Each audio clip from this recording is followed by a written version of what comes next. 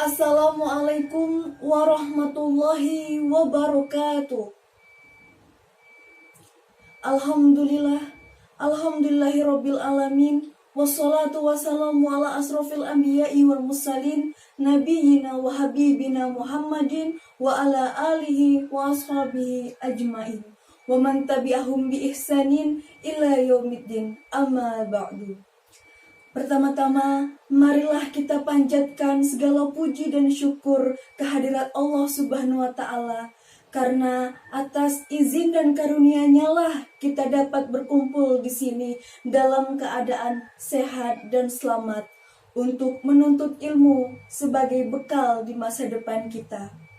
Selain itu, saya juga ingin mengucapkan terima kasih sebesar-besarnya kepada Bapak, Ibu, serta teman-teman sekalian yang telah memberikan saya kesempatan untuk berdiri di sini. Teman-teman, hari ini saya ingin menyampaikan sebuah tema mengenai pentingnya ilmu bagi pribadi dan negara sebagai wujud patriotisme. Seperti yang telah kita ketahui, menuntut ilmu itu sangatlah penting. Bahkan dalam setiap agama, kita ditekankan untuk menuntut ilmu. Seperti bagi agama Islam, ada sabda Nabi yang mengatakan bahwa tuntutlah ilmu dari kau lahir hingga ke liang lahat. Itu membuktikan bahwa ilmu itu sangatlah penting dan pastinya sangat berguna.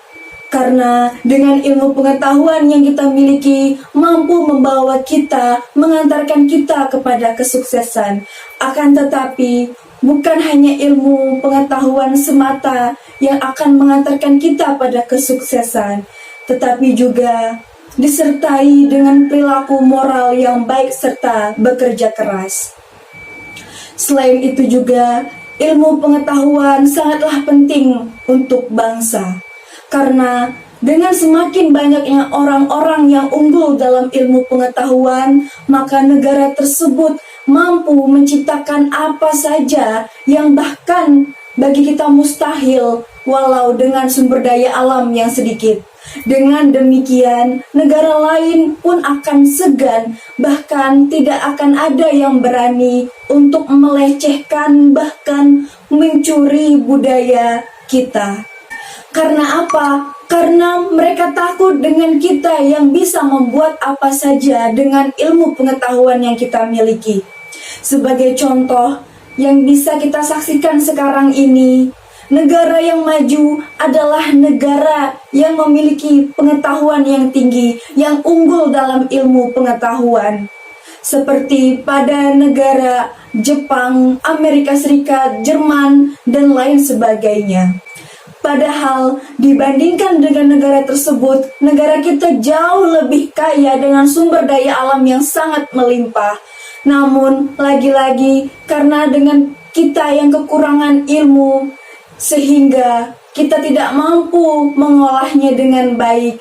Dan pada akhirnya merekalah negara lain yang mengolah sumber daya alam kita dengan sistem bagi hasil yang bahkan menurut saya itu sangat merugikan. Seperti misalnya pada PT Freeport yang mengolah emas-emas kita. Kita hanya memperoleh menerima pajak sebesar 20%. Itu sangat miris, di mana alam kita ini adalah hasil pengorbanan darah pejuang-pejuang kita terlebih dahulu. Akan tetapi, merekalah yang mendapat keuntungan besar. Itu disebabkan karena ilmu pengetahuan yang mereka miliki. Teman-teman sekalian, inilah bukti bahwa ilmu pengetahuan itu sangatlah penting bagi kita maupun negara, yang mana dengan ilmu pengetahuan yang kita miliki, apapun itu, maka sama saja kita membantu negara kita yang tercinta ini untuk bangkit dari keterpurukan dan menjadi negara yang maju. Di mana dengan suksesnya kita akan memiliki kehidupan yang lebih baik. Dengan majunya negara kita, maka kemiskinan dan kelaparan akan berkurang, serta tidak ada lagi kesenjangan sosial. Oleh karena itu, marilah teman-teman semua kita berusaha menimba ilmu dengan sebaik-baiknya dan belajarlah dengan sungguh-sungguh. Janganlah kita menyepelekan yang sekarang ini kita lakukan. Yang berlalu biarlah menjadi pelajaran bagi kita semua. Dan yang kita lakukan sekarang, buatlah sebagai pijakan untuk masa depan yang lebih baik. Berpikirlah untuk maju karena kesuksesan ditentukan dari sekarang. Apa yang kita tentukan, apa yang kita lakukan hari ini, itulah yang menentukan kita esok hari. Seperti kata pepatah, apa yang kau tanam itulah yang kau tuai. Maka dari itu, janganlah kita menyesali di keesokan hari. Namun, sebelum saya akhiri pidato saya yang singkat ini, saya tekankan sekali lagi kepada teman-teman bahwa ilmu yang dimiliki harus diiringi dengan moral manusianya yang baik.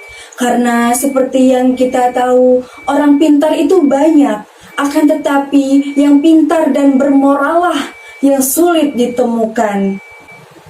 Orang pintar hanya akan merugikan orang lain apabila kepintarannya tersebut tidak disertai dengan moral yang baik. Demikianlah pidato yang dapat saya sampaikan kepada teman-teman dan hadirin sekalian. Semoga kita dapat mengambil pelajaran dari pidato ini dan melaksanakan apa yang menjadi kewajiban kita sebagai pelajar, yaitu belajar dengan sebaik-baiknya.